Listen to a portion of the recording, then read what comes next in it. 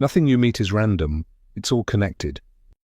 What if I told you there are people who can walk through emotional storms and never get wet?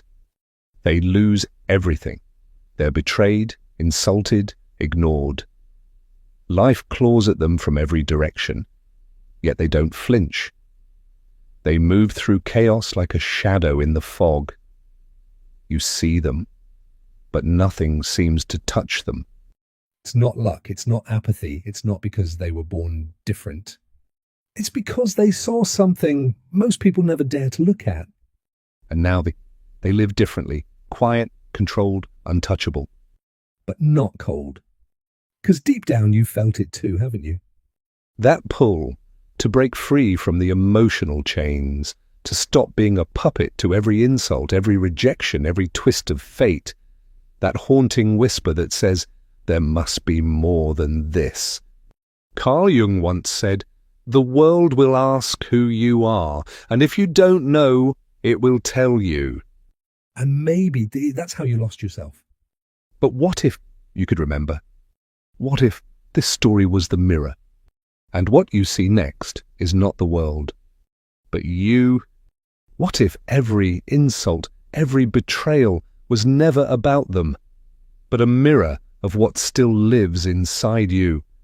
He didn't flinch when she walked away. He didn't lash out when they called him worthless, because deep beneath the surface, he had already faced the part of himself that once believed it. Carl Jung called it the shadow, the silent side of the psyche where all unhealed wounds sleep. Not evil, not demonic, just hidden and waiting. Most people run from this shadow, but what if you turn toward it? You see, the world isn't doing anything to you, it's revealing you. Every moment of rejection, every emotional trigger, it only hurts because it finds a wound to land on. Without the wound, it passes through like wind through an open window. So ask yourself, are you reacting to the world, or are you reacting to a part of you that you've tried to forget? Because maybe, just maybe, the only enemy that ever truly existed is the one you've never dared to face.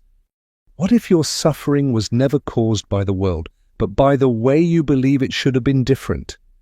He once believed the world was attacking him. The betrayal, the silence, the chaos. But over time, something darker and more honest emerged. The world wasn't attacking him. It was exposing him.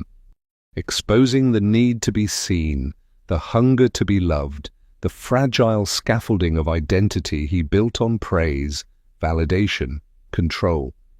You felt that too, haven't you? That storm inside when life doesn't go your way, that silent fury when someone crosses a line you drew in your mind. But here's the secret. Once you stop reacting, the storm loses its grip. You don't have to avoid toxic people. You don't have to fix the world. You only have to see that your triggers are not enemies. They are messengers, invitations. And the moment you stop running from them, you begin returning to yourself.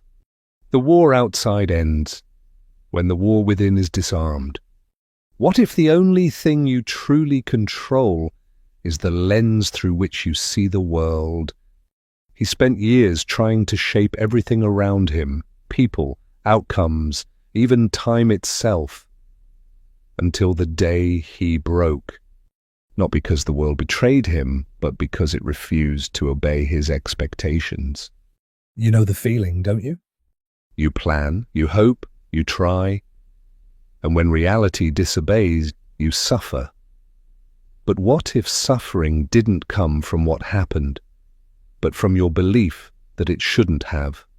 Carl Jung saw through this illusion. He taught that the world is neutral. Events don't carry pain. The meaning you assign to them does. Someone insults you. Do you hear truth, or do you awaken to the wound it touches? Two people, one event. One collapses, one transforms. The difference isn't fate, it's perception. So here's the question. If nothing outside you holds meaning, what story have you been unconsciously telling yourself? And more importantly, who are you when that story ends?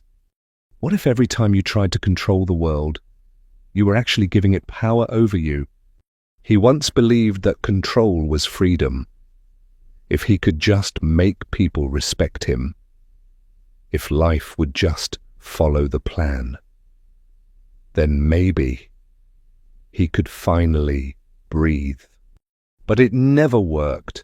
The more he needed things to go his way, the more they slipped through his hands. And you felt that too. The tighter you grip, the faster it all falls apart, because needing something gives it control. Carl Jung saw this with piercing clarity. The moment you need someone's approval, they own you. The moment you demand fairness, you become its prisoner. But when you let go of the illusion, not of caring, but of clinging, you shift. Not because the world changes, but because your center no longer depends on it. He stopped fighting the waves, and in that surrender, he became the ocean. So now the question isn't, how do I make life obey? But rather, who am I when I stop needing it to? What if true power wasn't about winning the war, but no longer needing to fight it at all? He stopped trying to control the noise because silence had finally entered within. The world kept spinning, people still judged, plans still unraveled. But inside him, there was space. And in that space, a strange kind of peace. You think strength means resistance, but what if it means non-reaction? Not numbness, not apathy, but presence, so deep, so rooted, that chaos passes through you like wind through a tree. Carl Jung once said, until you make the unconscious conscious, it will direct your life, and you will call it fate. And maybe that's what's been happening to you all along. Not fate, not attack, just your own unseen patterns, finally asking to be seen. So the real question is, will you keep defending or start listening? What if every insult you've ever received wasn't an attack, but an invitation? He once reacted to every sharp word, every sideways glance. It was automatic, as if his emotions weren't his own, but strings pulled by invisible hands. Until one day, he asked himself, what am I defending? Carl Jung spoke of the false self, a fragile mask stitched together by approval, expectation, fear. And when that mask is touched, we flinch, not because others hurt us, but because we secretly believe they're right. You felt it, the sting of a comment you pretend didn't matter, but echoed for days. That echo, it doesn't come from them, it comes from you. Because triggers aren't created by others, they're revealed by them. And once you see that, once you stop fighting shadows and start facing them, you realize you're not here to protect your image. You're here to uncover your truth. What if every time you were offended, it wasn't about them, but about the part of you still unloved by you? He didn't fear being misunderstood anymore, because he had finally stopped misunderstanding himself. Every reaction he once had, the anger, the jealousy, the shame, wasn't a flaw. It was a signal, not from the outside world, but from within. Jung called it the voice of the unconscious, not loud, not cruel, but persistent. You've heard it too, that whisper inside when something stings. Look here, this part of you needs healing.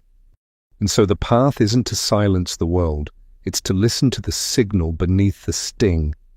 The moment you do that, you stop reacting, you start reclaiming, because what once felt like a threat was always a message. And what you once called pain was just a part of you, trying to return home. What if every person who triggers you is unknowingly holding a piece of you that you've abandoned? He once cursed the people who hurt him. He thought they were enemies, obstacles, poison in his path. But slowly, A darker truth emerged. They weren't hurting him. They were showing him what still had power over him. Jung didn't say, run from pain. He said, what you resist persists. So he stopped resisting. You've felt this too, haven't you? That sting when someone ignores you, that ache when life doesn't validate you. But what if none of them are doing anything to you? What if they're just mirroring the part of you that still believes you're not enough unless the world agrees? You don't need revenge. You don't need to explain yourself. You need to retrieve yourself. Because every emotional hijack, every spiral, every trigger Was never about them. It was always the echo of you, trying to return to wholeness. What if nothing has ever controlled you, except the story you believed about who you are? He used to walk through life like a puppet, pulled by opinions, swayed by glances, crushed by silence. But then he paused. Not the world, him. And in that pause, something shattered. The story, the image, the identity he wore like armor. All of it began to fall. Carl Jung taught, the privilege of a lifetime is to become who you truly are. But to do that, you must first see who you're not. You're not the failure, not the praise, not the rejection or the role. You've just forgotten what you were before the world told you who to be. So now, every time something shakes you, ask not why is this happening. Ask, what part of me believed it could be broken? Because once you stop fighting the world's illusion of you, you begin remembering the truth beneath it. What if everything you've been running from was never chasing you at all, but waiting for you to turn around? He spent years escaping from pain, from silence, from himself. But no matter how far he ran, it always followed, not as a threat, but as a memory. Carl Jung believed that what we avoid most is often the exact door to our transformation. So he stopped running. And in that stillness, the monster he feared became something else, not a demon, not a curse, but a mirror, holding the face he had long forgotten. You've done it too, haven't you? Buried pieces of yourself so deep you forgot they were ever yours, then blamed the world for poking wounds you never let heal. But healing doesn't mean fixing, it means remembering. And in that remembering, you don't become someone new. You return to someone ancient, someone untouched by praise or insult. Someone you were always meant to be before the world taught you to forget. What if healing isn't becoming someone stronger, but remembering the self that was never broken? He didn't rise from his pain by conquering it. He rose by seeing through it. The anger, the fear, the craving to prove, they weren't flaws, they were fragments, forgotten pieces of a whole. And maybe that's where you are now, not weak, just scattered, trying to make sense of a self that's been sliced into roles and expectations. But Jung knew, what you reclaim from the shadow becomes light. So perhaps the goal isn't to build a new identity, but to gather the parts you left behind. And when you do, you won't need the world to validate your worth, because you'll no longer be performing. You'll simply be. What if the version of you that can't be hurt isn't something you become, but something you uncover? He didn't find peace in silence. He found it in no longer needing to explain himself. The insults still came, the chaos still knocked, but none of it stuck, because there was nothing left inside him to hold it. He had become empty, but not hollow. Empty like still water. Calm. Clear. Reflective. And that's where you might be headed too. Not a version of you that hides from pain, but one that no longer reacts to it. Because it's not the insult that hurts, it's the wound it finds. And once that wound is healed, once it's named, seen, integrated, you become untouchable. Not hard, not numb, but luminous. Because the self that rises from the shadow doesn't need to fight anymore. It simply watches, breathes, and walks away, Daki, while the world scrambles to understand what it can no longer control.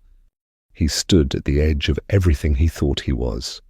No more masks to fix, no more battles to win, just a strange silence, not outside, but within.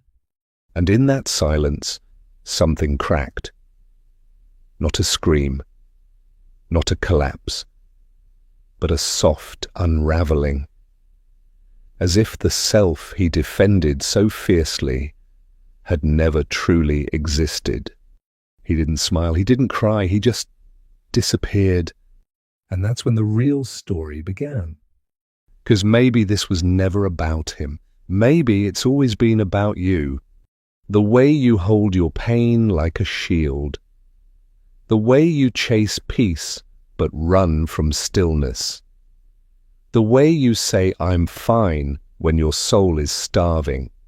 So now the mirror turns, and the question lingers. When life whispers, "Let go," will you finally stop holding on? Or will you keep choosing the weight just because it's familiar? Some truths don't explode. They dissolve, quietly, like fog, leaving behind nothing but sky. If this stirred something within you, maybe it wasn't just a coincidence. The journey inward begins in silence. Follow the signs, stay aware, and remember, the self is always watching.